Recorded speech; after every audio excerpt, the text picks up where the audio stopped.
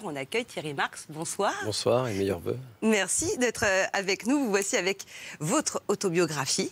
Oui, c'est une le récit d'un parcours. C'est votre parcours. Celui qui ne combat pas a déjà perdu. C'est chez Flammarion, votre restaurant sur mesure au Mandarin oriental à 2 étoiles. Vous avez des pâtisseries, vous avez plein de projets et vous menez aussi des programmes de réinsertion professionnelle dans la restauration, notamment avec cuisine, mode emploi. On ne peut pas dire qu'on manque vraiment de combat en ce moment. Là, vous êtes servi là. Là, oui, qu'est-ce qu'il faut? Là, vraiment, on est sur le pont tout le temps entre la Covid, cette sortie de la Covid qu'on espère tous, qui va arriver de toute façon. Il va falloir être prêt à relever les défis et surtout à payer nos dettes. Oui, bien sûr. Ouais, vous y croyez Bien sûr, mais je crois à la vaccination, je crois à la sortie de tout ça. Qu'on se soit plus ou moins bien organisé, je peux en convenir, mais en tout cas, on va en sortir. Il va falloir remener des combats, et des combats pour la formation, et des combats pour les gens qui vont avoir souffert de cette Covid, et notamment les plus fragiles économiquement. Mais vous y croyez pour quand? Pour fin janvier, pour fin mars? Très honnêtement, si on est sérieux... Alors, moi, je ne suis pas un oracle, hein, je ne connais rien au monde de la médecine, mais j'ai des partenaires en Corée, en Chine ou au Japon, ce qui nous dit si la vaccination, que eux ont déjà commencé, fonctionne bien, le plateau descend vraiment en juin et on repart sur une activité business en septembre. Vous voyez, ça c'est les propos qu'on a, nous, de l'Asie. Donc je pense que chez nous, ce sera à peu près la même chose et que la reprise sera, à mon avis, assez forte. Et ça, c'est très lucide, parce que c'est inutile de dire on va reprendre le mois prochain, on va reprendre au printemps, on va reprendre à l'été.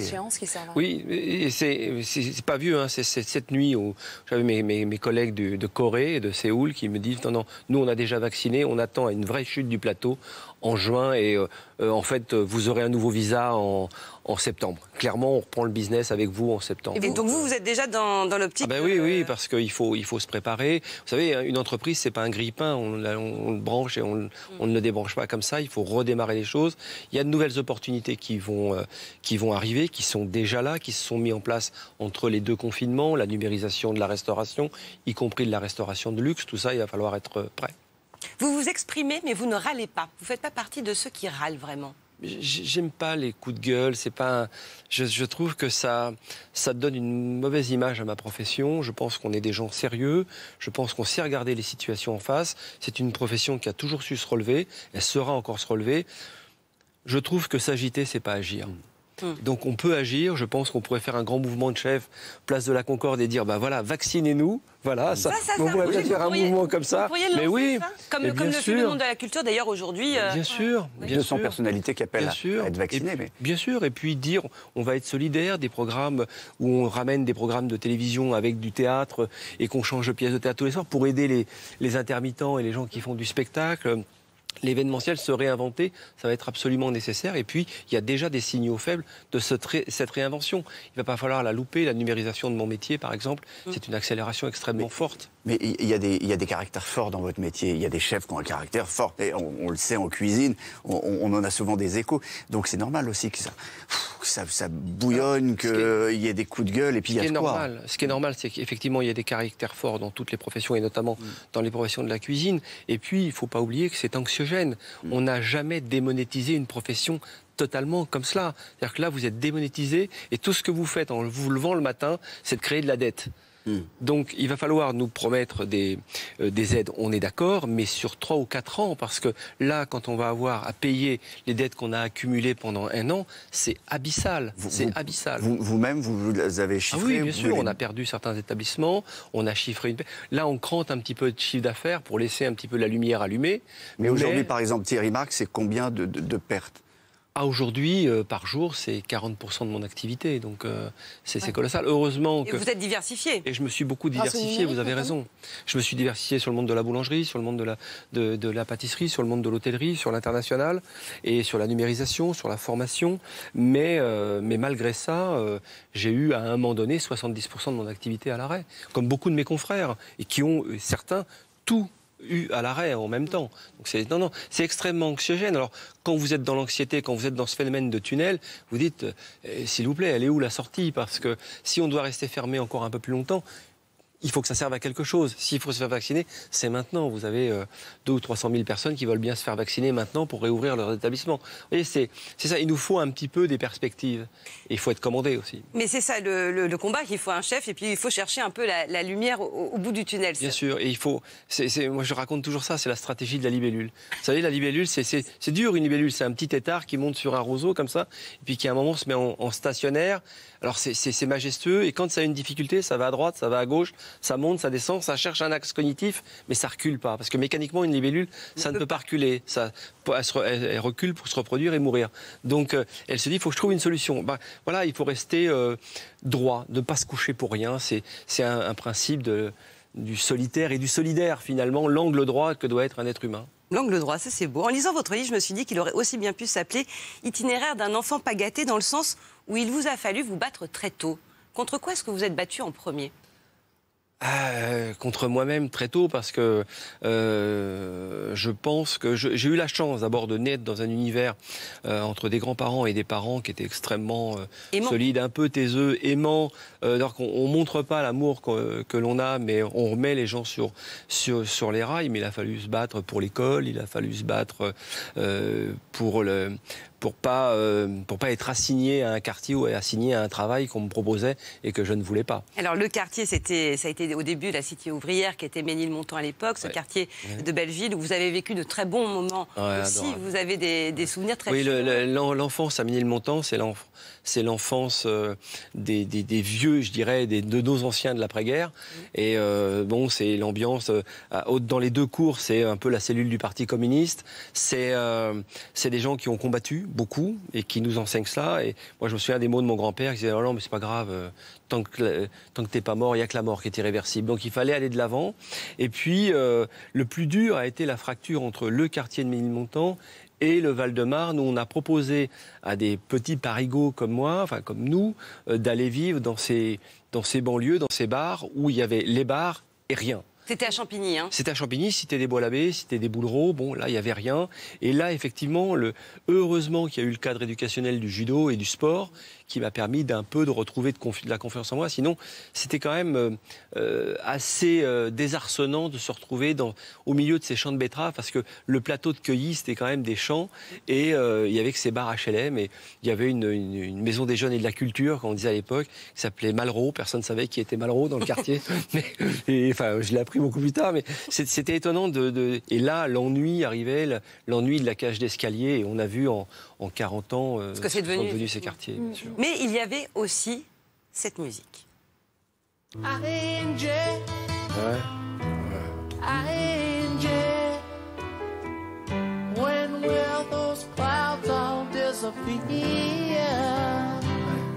C'est drôle.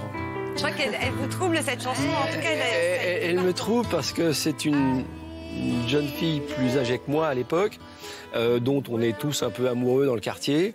Et on a des pioles. Et la nuit, on est dans nos pioles, dans nos chambres de gamins. Et on regarde les fenêtres s'allumer et s'éteindre comme des calendriers de l'Avent de ces énormes HLM là. Et elle nous fait connaître Angie des Stones. C'était une fille qui était intrépide, qui faisait de la moto avec nous, qui bricolait des bécanes. En tout cas, il y a la recherche d'un ailleurs. Vous dites tout de suite, quand vous regardez les quartiers chics, vous regardiez les appartements qui avaient des salles de bain, vous écoutez ces musiques qui vous font rêver. C'est ça qui vous a fait avancer. Il y a toujours eu cette notion de quitter le quartier.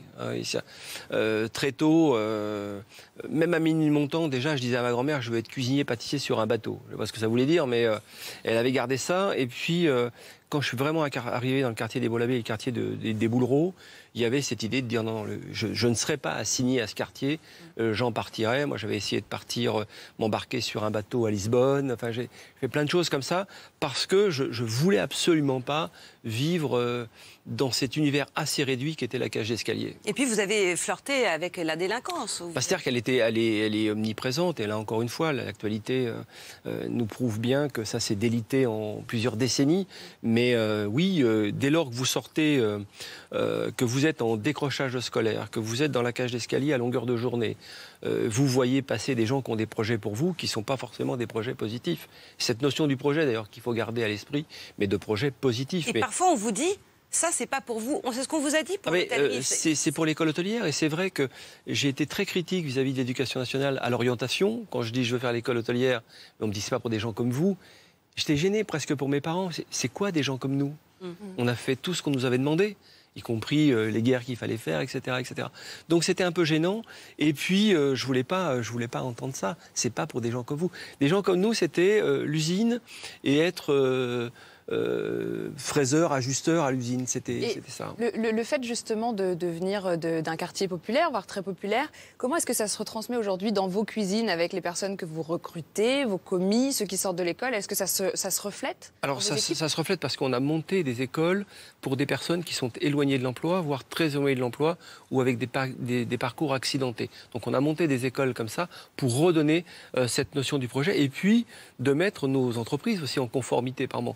On va prendre d'abord 5% de personnes en insertion, et puis 8% de personnes, et puis jusqu'à 15% de personnes en insertion à qui on va leur donner la possibilité de monter en compétences en situation métier.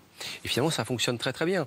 Donc l'idée, à un moment donné, quand vous évoquez cette période de ma vie où on me dit c'est pas pour des gens comme vous, je me dis ça c'est pas juste, ça il faut le rétablir. En même temps, de remercier l'éducation nationale.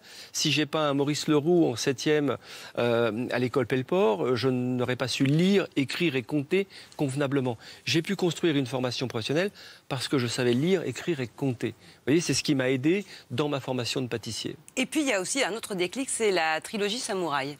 Ah oui, ça. Alors là, vous le racontez très bien d'ailleurs.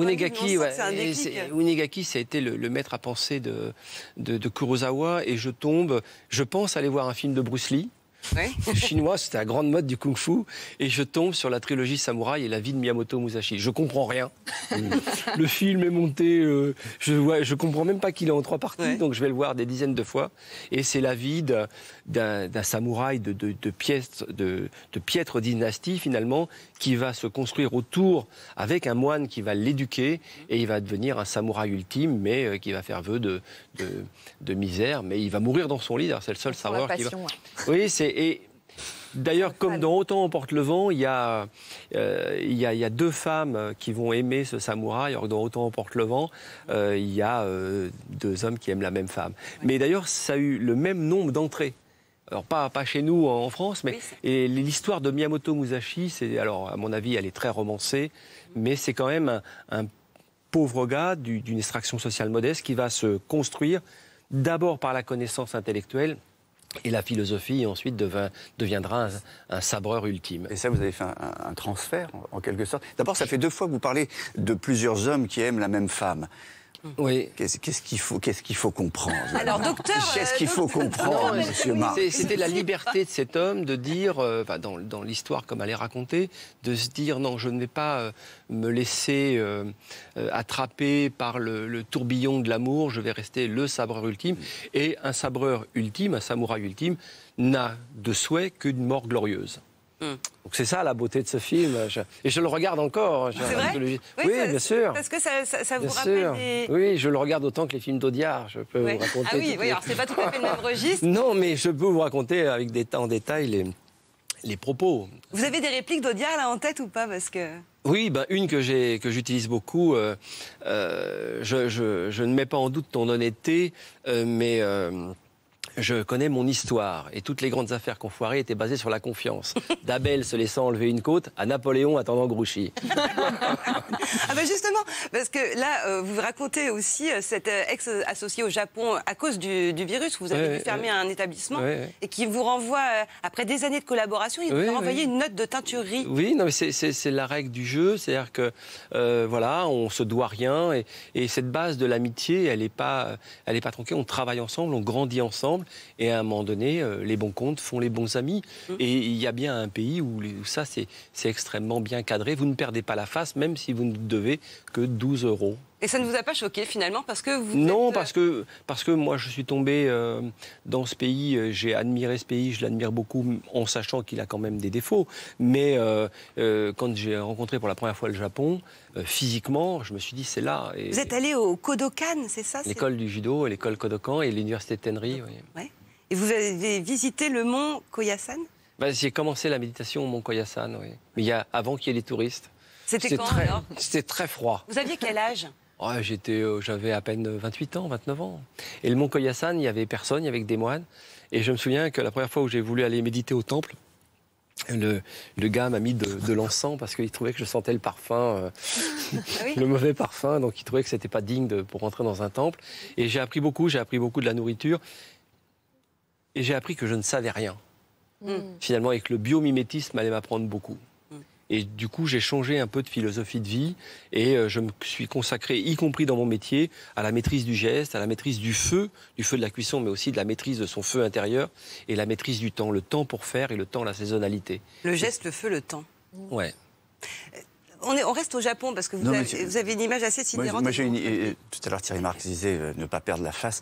Il y a un truc étrange, une bizarrerie qu'on a découvert en regardant des images qui nous sont envoyées de l'étranger et du Japon. Alors là, c'est pire que ne pas perdre la face, c'est le contraire, même c'est gagner une face. Et vous allez découvrir ces images grâce à l'impression 3D. Il y a un Japonais qui est fabricant de masques. Mais alors, c'est une culture, hein, c'est un art, fabriquer des masques. Ils sont ultra réalistes et ils permettent quasiment de changer d'apparence. Les créations, vous allez, je l'espère, les voir arriver, recouvrent tout le visage. Alors le voilà, ce monsieur, c'est lui le créateur de masques, Shuai Okawara. Regardez, hop, il met un masque. On dirait un peu et moi, ça me terrifie. Il met son propre visage. Le masque est légèrement plus grand que son vrai visage. Il est à 105%. Quand même. Ah ouais. Et c'est effrayant. Mais alors, tout est refait à l'identique, c'est-à-dire reproduction jusqu'au moindre comédon, jusqu'au moindre détail, jusqu'aux sourcils, jusqu'aux poils, etc. C'est à la fois affolant, c'est terrible, c'est Madame Tussaud. Et c'est un carton, surtout. C'est sold out parce que vous pouvez les acheter. Plus de 700 € le masque. Et alors surtout... 1700 €? Non, 700 € le masque. Mais surtout, il achète des visages. Il achète des visages. Il y a le sien, évidemment, mais il achète des visages. Comme une banque Betty. Il achète votre visage. Il vous paye 400 €. Vous pouvez, et vous lui laissez les droits. Ce qui pose un problème. Ce qui pose un gros problème pour la reconnaissance faciale. C'est-à-dire que là, les caméras, même votre téléphone qui reconnaît, on pourrait tromper avec cette technologie qui est juste de l'impression 3D. Bien sûr, d'abord c'est très ancien au Japon avec la culture du empo, du demi-masque, qui faisait un visage terrifiant pour le combattant. Mais ce type de... Alors c'est toujours ce qu'on admire un petit peu au Japon, c'est d'aller au bout du bout des choses. Perfectionner ce qui est... Jusqu'à la limite... par moment de la folie, parce que là, on va même s'acheter presque une personnalité parce qu'un nouveau visage, etc. Donc c'est assez étonnant de voir ça fonctionner au Japon, mais dans d'autres secteurs, on peut voir des débordements, des excès comme ça qui peuvent être des fois... Des obsessions, en fait. C'est la philosophie Kaizen, en fait, c'est de perfectionner au maximum. Au maximum, à la limite de la folie. Ouais. Oui, le Kaizen, c'est ça, de perfectionner à la limite de la rupture. Enfin, pas de la folie, mais de la rupture. Mais on sent quand même que ça vous intrigue, que ça vous attire aussi d'une certaine manière, même s'il y a une certaine distance. Mais même dans votre cuisine, vous allez loin parfois, on vous a reproché. La fameuse cuisine moléculaire, de quoi le terroir, la tradition, touche pas à mon poulet. Et là, vous allez dans les... Non, mais c'est vrai. Il y a un truc qui s'appelle vraiment et là, vous dites, mais non, mais la cuisine, il faut qu'on y aille, il faut qu'on essaye, quitte à aller un peu trop loin, puis à revenir. Bien sûr. Et puis, on avait mal jugé la cuisine moléculaire. On s'est dit, c'est une tendance de cuisine. Ça n'a jamais été une tendance de cuisine. Le nom est affreux. Ce qui est intéressant, c'est une boîte à outils. C'est de comprendre les choses. D'ailleurs, Escoffier le dit, la cuisine, sans cesser d'être un art, devra soumettre ses formules trop souvent empiriques à la science. Escoffier, 1903. Donc, il n'y avait pas de gêne à aller vers la cuisine moléculaire et d'apprendre de cette cuisine moléculaire. Et puis, il y avait ce fameux tradition, terroir. Et souvent, le clin d'œil, c'était on va parler terroir, alors ça c'était le bon élément de langage. On va parler tradition, ça c'est le bon élément de langage. Alors terroir, en général, on voulait parler de terroir-caisse, parce que le terroir se vendait bien. Et puis tradition. Et moi j'aime bien la phrase de Mahler, quand Gustave Mahler dit la tradition, c'est l'adoration des cendres. C'est pas ça, la tradition, c'est l'admiration du feu, mais pas des cendres. Et le feu de l'innovation, ça c'est intéressant. Et là, vous sentez qu'aujourd'hui, on revient un peu sur les critiques qu'on vous a faites, on se dit, tiens, finalement, travailler main dans la main avec des scientifiques, imaginer l'assiette de 2050, c'est aujourd'hui indispensable. Et bien sûr, quand on voit le travail qui est fait au Centre français d'innovation culinaire, seule chaire universitaire en Europe, on travaille avec de l'intelligence augmentée, mais qu'est-ce qu'on a découvert? On a découvert qu'il fallait faire attention à nos sols, que la chimie avait ses limites, qu'il allait falloir augmenter notre végétalisation, qu'on allait passer plus du bœuf-carotte, mais du carotte-bœuf, probablement. Tous ces mécanismes qu'on a découverts en travaillant avec des gens comme Gilles Boeuf sur le biomimétisme, en travaillant avec Raphaël Aumont, on s'est aperçu que d'abord, c'est la planète qu'il fallait défendre. La qualité du sol, la qualité de la plante, ce que nourrit l'animal, et comment vit cet animal sur cette terre pour qu'il puisse nous nourrir un jour. Parce que l'augmentation de la population est énorme, et c'est quand même un nombre d'individus en 2050 qui va être 10 milliards d'individus, vous vous rendez compte? On était 2 à se nourrir sur 1 hectare en 1960, on sera 6 à se nourrir sur 1 hectare en 2050. Et peut-être qu'on va manger du poulet de synthèse. Il y a eu un essai il n'y a pas très longtemps. Bizarrement, je ne crois pas. Je ne crois pas. Je pense qu'il faut plutôt, si je veux défendre la planète et l'impact environnemental, j'irai plutôt sur un travail du végétal, sur du flexitarisme dès maintenant. Donc, vous êtes flexitarien? Moi, je suis végétarien.